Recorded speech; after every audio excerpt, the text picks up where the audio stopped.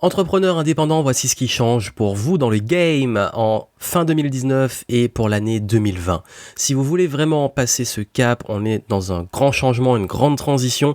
Écoutez attentivement ce que je vais vous dire parce que beaucoup de ceux qui vont pas prendre et réussir à prendre ce virage risquent de beaucoup galérer au niveau de leur business pour les mois à venir.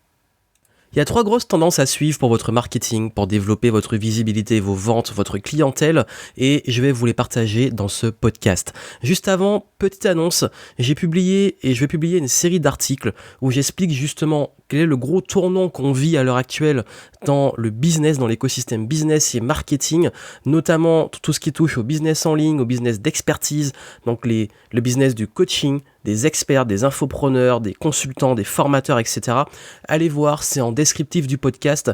Vous pouvez recevoir les articles et justement, vous allez comprendre en détail ce qui change et je vais vous faire un historique de tout ce qui s'est passé ces 10 dernières années. Ça fait 10 ans que je suis dans le game et qu'est-ce qu'on va vivre là pour 2020 comme grand changement. Le changement, il est venu. Je vais vous en parler un peu dans le podcast et c'est développé dans les articles. Donc, allez voir, ouvrez, c'est en descriptif et vous pouvez recevoir vos articles.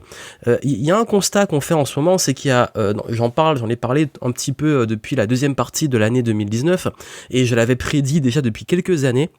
On est en train de vivre un gros tournant, notamment dans les business en ligne, où ça se casse la gueule. Il y a énormément, dans l'écosystème de formation en ligne, beaucoup de baisse de chiffre d'affaires chez beaucoup d'acteurs. Et j'en ai beaucoup en off qui me disent qu'ils gèrent des plateformes, que ça soit d'affiliation, de vente de formation en ligne, etc. Ils constatent des chutes impressionnantes de entre 30 et 50% des ventes en ligne.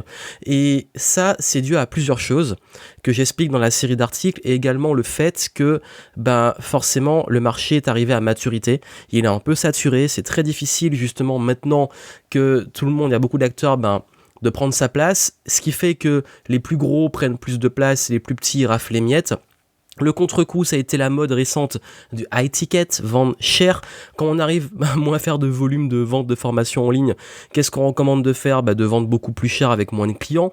Sauf que le gros problème, c'est que derrière ce high ticket, c'est caché beaucoup de systèmes détournés de pyramides de Ponzi, de marketing pyramidal, de trucs un peu bizarres et chelous, où certains utilisent ça pour vendre le truc de l'autre. Enfin bref, je vais pas entrer dans les détails, mais c'est pas très clean comme business.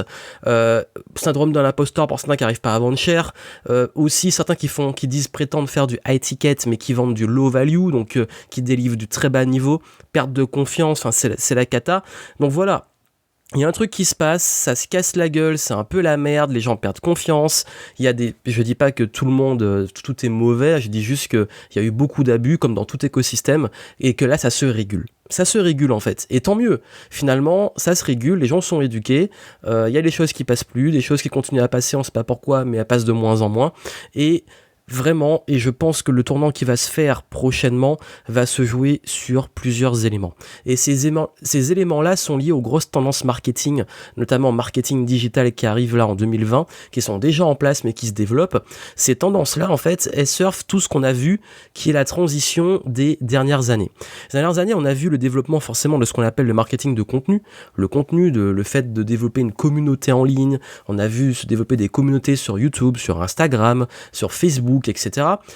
C'est arrivé à une tendance actuelle qui est que beaucoup dans l'écosystème créent leur micro-communauté via des groupes Facebook, via des groupes WhatsApp, il y a pas mal de modes comme ça.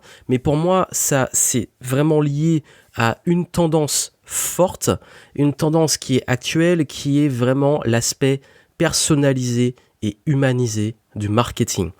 Là où avant, on pouvait faire de la masse, on pouvait vraiment, certains domaines le permettent encore un peu, on arrive sur du marketing beaucoup plus personnalisé à tout niveau.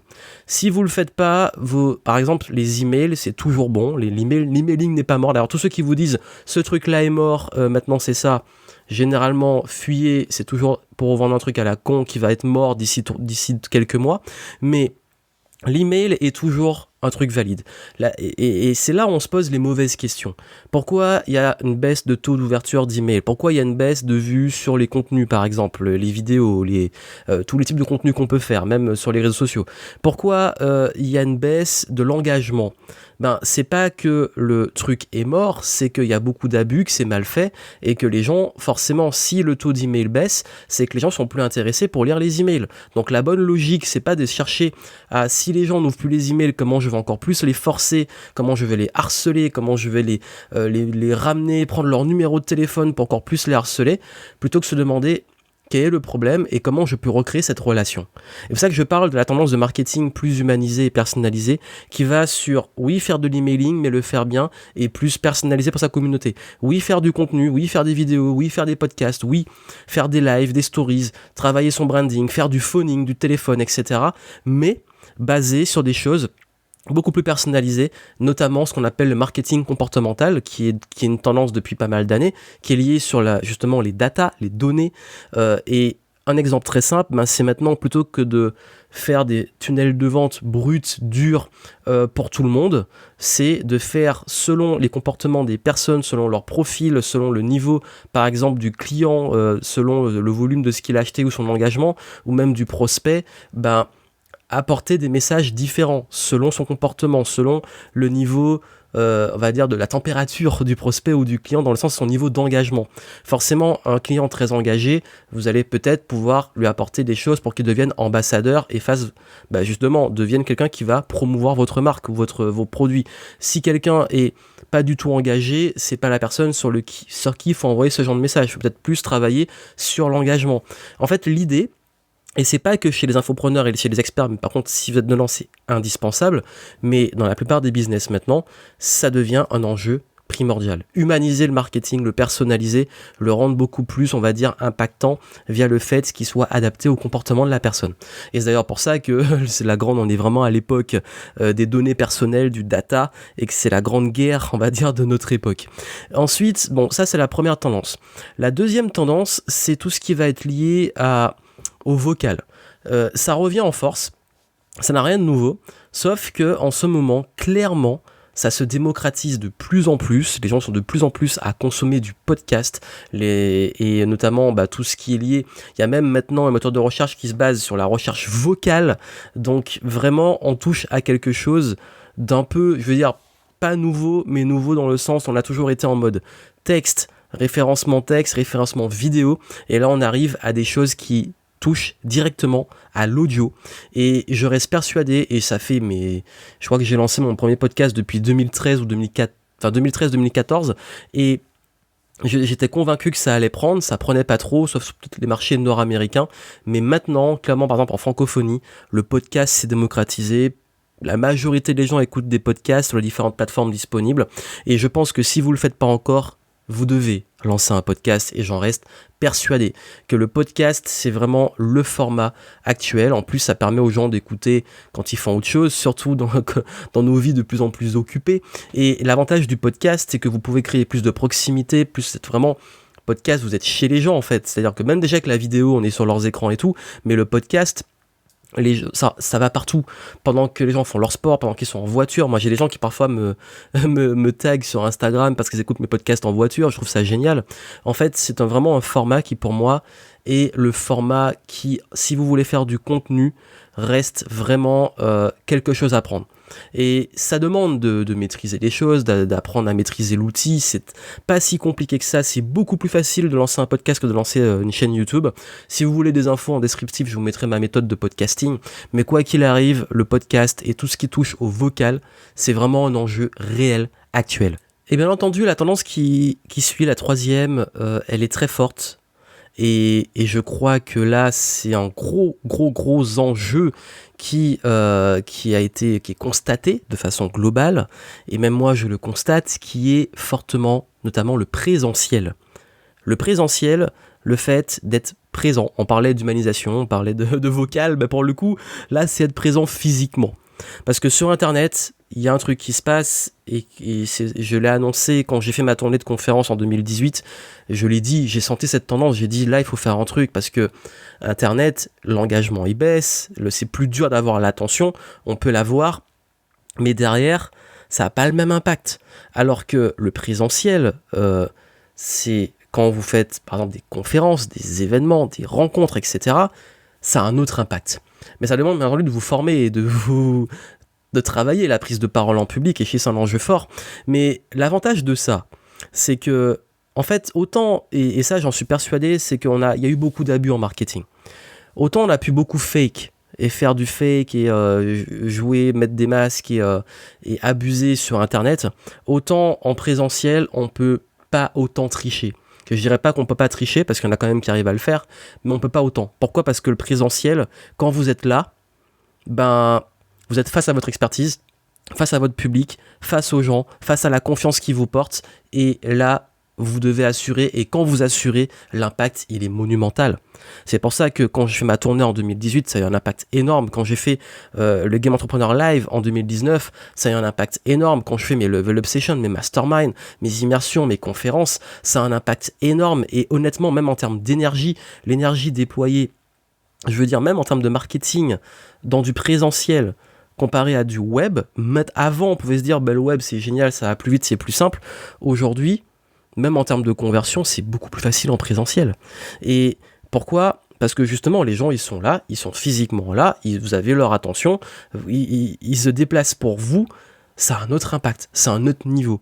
Et voilà pourquoi je pense que la dernière tendance du marketing internet et digital, c'est qu'il soit moins internet et moins digital. Ça peut paraître très bizarre, mais moi j'en suis persuadé que même de façon globale, quand je parle avec des gens, beaucoup parlent de détox digital, de déconnexion, de marre des écrans, etc. C'est un réel enjeu, mais c'est un paradoxe parce qu'on est de plus en plus connectés et on a de plus en plus besoin de déconnecter. On est de plus en plus connectés et de moins en moins connectés réellement. Et je pense que si vous voulez vraiment créer cette relation forte avec une communauté, avec des clients, avec des users, avec bref les personnes avec qui vous voulez travailler, je reste persuadé que quoi qu'il arrive, le présentiel, c'est réellement la tendance que vous devez surfer et que vous devez envisager vous-même vraiment de vous y mettre si c'est pas encore fait. Donc voilà pour moi la vision, et honnêtement, il n'y a pas grand-chose de nouveau, c'est juste des choses qui, encore une fois, les tendances, elles vont et viennent, mais c'est des choses qui se passent en ce moment, qui sont des enjeux, en fait, plus que des tendances. L'enjeu de la personnalisation, de l'humanisation du marketing, l'enjeu du podcast et du contenu vocal, et l'enjeu du présentiel, pour moi, c'est les 3 gros trucs. Et quand vous le voyez, la plupart des gros acteurs du marché s'y mettent, et je pense que c'est dessus que vous devez maintenant focaliser vos efforts. Et oui, le contenu est toujours en force. Oui, tout ce qui est infotainment, le fait de divertir et faire de l'information en même temps, ça marche toujours. Oui, je dis pas qu'il y a un truc qui est mort, je dis juste que s'il y a 3 choses sur lesquelles vous devez, pour on va dire les 12 prochains mois, mettre votre focus, c'est réellement penser à créer votre communauté, votre micro-communauté, de la personnaliser au maximum, vos messages, quel que soit le type de contenu, personnalisez vos messages. Également, mettez-vous au podcast si ce n'est pas encore fait, et puis envisagez réellement le présentiel. Et si vous combinez les 3, je peux vous dire que justement vous allez passer ce changement sans aucun souci. Et je développe tout ça, j'explique encore tous les enjeux au sein même de votre business à vous, ce que vous devez mettre en place, changer, qu'est-ce qui se joue en profondeur dans la série d'articles. Vous avez le lien en descriptif, ne le manquez pas, et ça vous aidera à comprendre ces enjeux, aller plus loin et savoir comment travailler votre business, adapter vos offres à cet écosystème qui évolue, que ça soit vos offres, vos messages, votre marketing, votre acquisition de clients, votre façon de vendre, comment ça change et qu'est-ce que vous devez mettre en place pour réussir ce changement. Et vous avez 2 choix, soit vous accrochez et vous obstinez à un bateau qui est en train de couler, comme beaucoup le font, qui s'accroche, qui essaie de s'accrocher, il voit que le truc il coule mais il s'accroche, ou vous dire ok, j'ai compris, le game il change et je m'adapte. À vous de voir, les infos sont dans le descriptif du podcast et moi je vous dis à très bientôt.